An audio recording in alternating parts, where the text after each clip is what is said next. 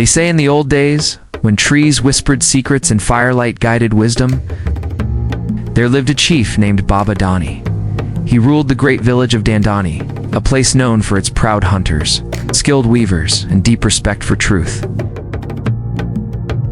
Baba Dani had led his people for many seasons, building peace and prosperity like a potter shapes clay. But as the wrinkles deepened on his face and his staff grew heavier in his hand, the wise elder knew it was time to choose a successor, not just any leader. One with a clean heart. So, one morning, he gathered all the young men and women beneath the sacred baobab tree, with his voice as calm as the river at dawn. He said, "My time as your chief nears its end. But before I lay down my staff, I must find one among you worthy to lead. I will not test your strength. I will not ask for riches. I will test your truth." He reached into a calabash and drew out small pouches, one for each youth, greater than inside. Is a seed. Go. Plant it in your home, water it, speak to it. In 2 market weeks return. The one whose plant speaks of life shall wear the mantle of leadership. There was murmuring wide eyes and eager hearts. The youth scattered with dreams of glory dancing in their minds. Among them was Etanu, a quiet orphan who lived near the edge of the village. He had no cattle, no riches, no name, but his heart was firm like the roots of the iroko tree. He took his seed, found a clay pot from his late grandmother's hut, filled it with earth, and planted it with care. Each morning he sang to it.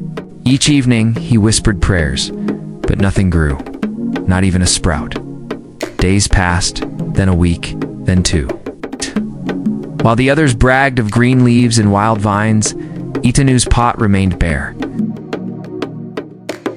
Friends laughed, some whispered, "Foolish boy, just take another seed, no one will know." But Etanu shook his head. A lie may bloom fast, but truth grows deep. And so the day came. They gathered once more beneath the baobab, each holding pots of color and leaf, some even with flowers as wide as palms. Etanu stood quietly, his pot full of dry earth. The villagers scoffed. Some laughed, but Baba Dani walked. Slowly down the line, his eyes sharp, he stopped at Etanu. "Your name, son." "Etanu." "Why does your pot hold no green?" Etanu lowered his gaze. "Greater than I planted the seed, tended it daily, but it did not grow. I could not bring myself to plant another, for it would not be truth." The baobab fell silent. Even the birds seemed to pause. Then Baba Dani lifted his staff high and shouted, "Greater than this is your new chief Etanu." Gasps, whispers, confusion. He turned to the crowd.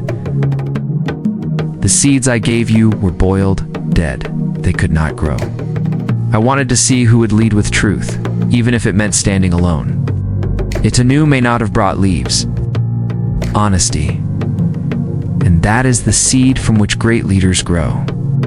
The drums rolled, the people bowed, and from that day Etanu ruled with wisdom, not from the throne, but from the heart.